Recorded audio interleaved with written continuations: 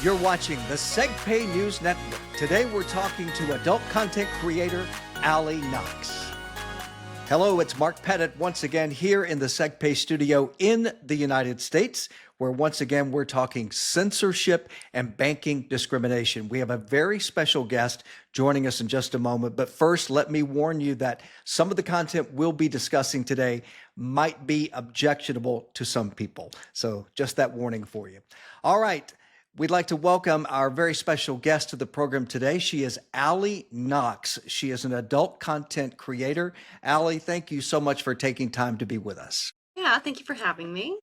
All right, let's step back. Tell us how long you've been in the adult content space and what kind of content you create. Sure, I've been in the adult industry officially over 20 years. I've been a content creator for the last 12. The majority of content that I make is fetish, solo fetish content. I'm an online dominatrix, so I just make weird videos for my house.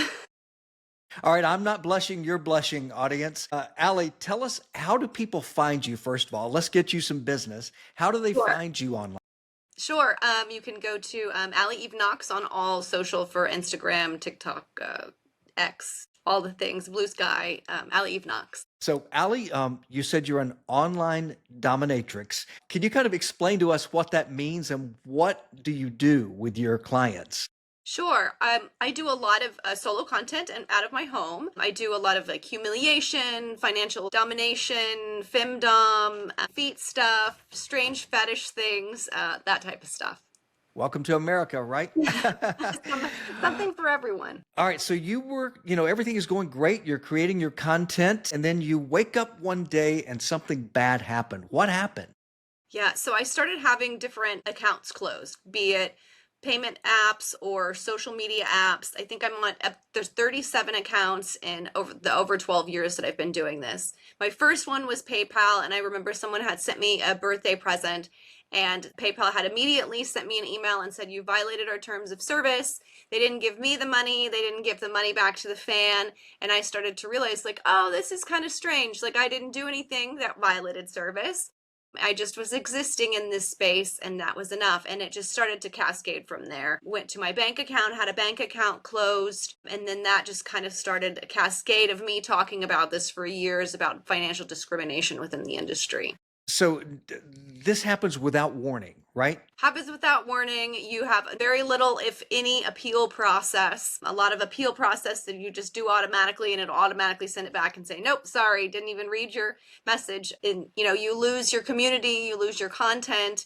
It's just wiped out just like that. So you have to rebuild, start over, move your fans to another base. It's just constantly playing whack-a-mole.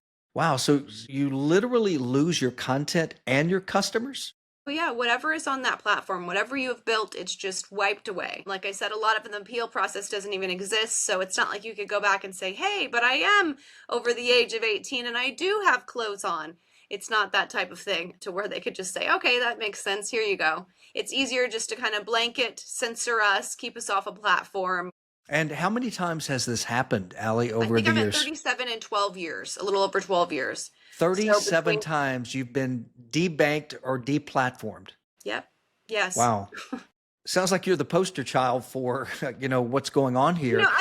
I don't know that that's the case. I think there's a lot of people that are also experiencing this. I mean, I don't know anybody in the industry that hasn't had a little bit of them happen. And then once you start talking about it, you start getting reported or you start getting a bigger name. It's just constant. How has that affected you, personally and professionally? I mean, it's a real bummer to lose all your content to work for a very long time. And I remember on my TikTok, it was like videos of my dog that had passed, like all that stuff that I had made in the moment that people had liked and shared, now completely erased. Professionally, obviously, that's very tough because then I've just built this community. I'm erased from here. My fans are looking for me or haven't seen me in a long time. They don't know where to connect to me or where to find me because I may have been shut down on another platform. So it's a lot of just like chasing to be able to find me, to buy things from me, which is a tough ask already. And for those of you who might not know, Segpay is a payment processor who has worked a long time in the high-risk adult space and wasn't afraid, Allie. So that's a good thing. You didn't just take this lying down, so to speak. You fought back. You've joined forces with the Free Speech Coalition, correct? Yes, luckily I have met some of the greatest and most wonderful individuals in this industry, and they really believe in us. They fight for our rights. They spend a lot of their time doing good for this industry, trying to protect us, get the information out. And so I teamed up with them, and we have been going to talk to congressmen, Senate offices, different committees. I think we're up to almost 60 meetings that we've taken with committees in the last 4.5 years. And we've made some progress. We've gotten some financial discrimination laws written that protect us, which is really wonderful. And we're just going to continue going because this is not the end. Even if we get some protections in place, it's not going to help us with mortgages, or it's not going to allow us to get loans, those types of things. So the Free Speech Coalition currently is trying to raise money to start their own credit union for the industry so that we can still have access to these things that we historically have not been able to. Let's step back and talk about your trip to Washington, because I found that really interesting. Kathy Beardsley, the CEO of Segpay, Allison Bowden with the Free Speech Coalition, you and others go to Washington. What was that like, and what kind of reception were you expecting, and what did you get? I think that we were really nervous at first. We're going into a bunch of different offices, particularly offices that don't agree with porn. They don't want us to exist any longer. They want to criminalize us or give us civil penalties along the way. So it was really kind of scary to walk into those committees that have been notoriously against us. But I think that we were completely well received. We were all very shocked. We've been very well received by both Republicans and Democrats. I think that they have linked and realized that this is just not systematic to our industry. It's across the board: guns and oil, CBD. I mean, there's other groups of marginalized folks that have also experienced this. And so both sides of the aisle knew about this type of thing and were able to relate to us in that way. We are a legal business. We should have protections. And luckily, everyone has agreed with that. Well, that's something you touched on as well, is that it's not just adult content. High risk involves a lot of different industries that people don't really realize, right? It sure does. Anything that's considered unfavorable, right? So if it's CBD, if it's guns and oil, I mean, these are all, again, legal businesses, but some people have problems with them, or they don't want to be able to bank with them or to work with them. And I understand that. However, again, we're a legal industry, so that type of discrimination just really hurts us in the end. Sometimes people might refer to us as a nation of hypocrites, because the people who often speak out the loudest against something are the people who are using it or partaking. Has that been your experience? Do you have clients on both sides of the aisle, so to speak? For sure. I mean, I have clients that are coming out of the woodwork, that are coming up, showing up on the third floor to purchase my things, or following me, or, subscribing to our OnlyFans. It's very common. It is like very high in the Bible Belt, so none of that shocks me. And we've heard that Grindr crashes when there's Right. a conference or a convention in Yep. some cities. So it's out there. We're human beings, right? People have wants, desires, and needs. We often see that people say they're a content creator on OnlyFans or whatever. What's it like to be a content creator? It's not just I get to sell a bunch of content and go cash my check. It's a lot more than that, from writing the content to getting your costumes, finding someone to film with you, filming it, editing it, posting it on all the different sites, because you can't just be on one site anymore. No telling when you're going to go down. So posting on all the sites, having to market it, getting it out to your fans, receiving your feedback. I mean, it's from start to finish. It's a lot more than just becoming rich. I don't think people have any idea. Like, just producing the Segpay News Network, there are 3 or 4 of us that are working on each of these segments, getting the guests, recording, editing, promoting. You're almost like a solopreneur, right? You're doing a lot of this yourself. That's right. You spend a lot of time in front of your computer in your pajamas, just trying to schedule things, get things ready, answer back and forth. It's a lot of work. From a business perspective, is this something you would recommend to younger people who are thinking, hey, this is easy, I'll just go be a content creator? Certainly not easy. I don't think I would ever sell that as this. I don't make it a practice to tell people to get in the industry. The industry is really full of a lot of things that people don't consider. You're going to have a stigma that's going to carry you forever. The internet lasts forever, so your content is going to be there. Your family's going to know. Like, there's a lot. I can't go back to teach school. There's a whole bunch of things that you really have to think about when becoming in this industry. And you think it's going to be easy. I'll just sell some foot pics. I'll just pay my bills. Like, it's not that. It's We're now committing to being scarlet lettered in this industry. So it's hard for me to tell people to get into this industry. However, I will say my biggest regret is that I didn't do this sooner. I love it very much. This is the job that I have been successful in and happy in. And I really hope to stay in this until I can no longer. I got you. How important is it to have partners like Segpay that don't judge you, that try to help you grow your business?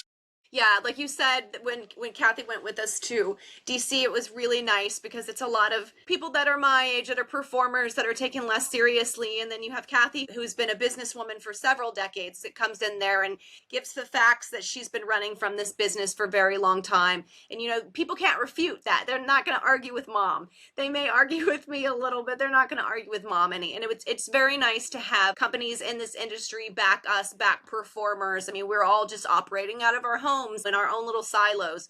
So to have these people that have been around for so long be able to contribute and stand behind us and support us is really important.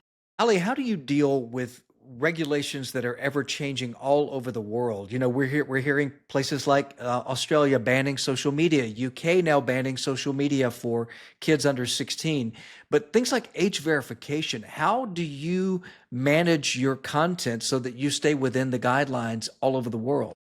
Yeah, that's the tough part of this. I mean, obviously, we don't want minors accessing our content. That's never been the goal. However, we also don't want to prevent adults from accessing our content. So when 26 of the states now can't see me, half the US is not even knowing that I exist in any form, in a nude form or a non-nude form. A lot of places won't even let us play. So that's the unfortunate part of this, is like our fan base is starting to dwindle. As website owners, we're having to spend a lot of money to jump through these hoops for age verification, to have all these different companies that are working with us, to spend all the legal bills. I mean, to know all the things that are completely ever changing. The FSC has been really good about keeping spreadsheets and getting information out, but having to stay up to date. I mean, what is that? 3 times a week I have to go log in to make sure something hasn't changed or coming down the pipeline. So we put a lot of our content on other people's sites. Well, that's very tough also, because now we're having to use the rules that they are now governed by. And I understand a lot of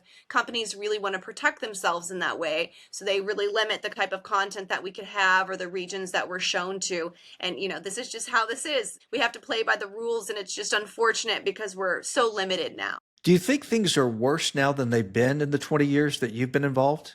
For sure. My lawyers will say that this is a pendulum. So sometimes it's going to swing to where things are really good. Sometimes it's going to swing to where things are really bad. And maybe it's just because I've been paying attention more and it's been affecting me more the last few years. But this seems pretty tough. I think that we will get through it. We're a very strong and resilient industry. But there's a lot of hoops, and they're pretty deep and pretty hard to jump through right now. Do you recommend that content creators join forces with organizations like Free Speech Coalition? What are the benefits? What's your recommendation? Absolutely. I mean, they function as our trade association. They have memberships that start, I think, at $10 a month, which is nothing. You can really keep in touch with them, see all the things that are coming. They give a newsletter out. They send out emails about anything that's being updated. They do so much work for us. I'm very happy to be able to support such a wonderful group of aggressive folks that are really fighting for us, keeping our rights, and just really doing good work for the industry. It's very important that we support people like that. All right. Well, Allie Knox, thank you so much for taking time to be with us and explaining your side of the content creator business. We really appreciate it. Thanks for having me. And follow her, Allie Eve Knox, on all platforms across the internet. Thank you. Thanks again. And please like and subscribe to our channel, because we're going to keep producing great content just like this right here on the Segpay News Network.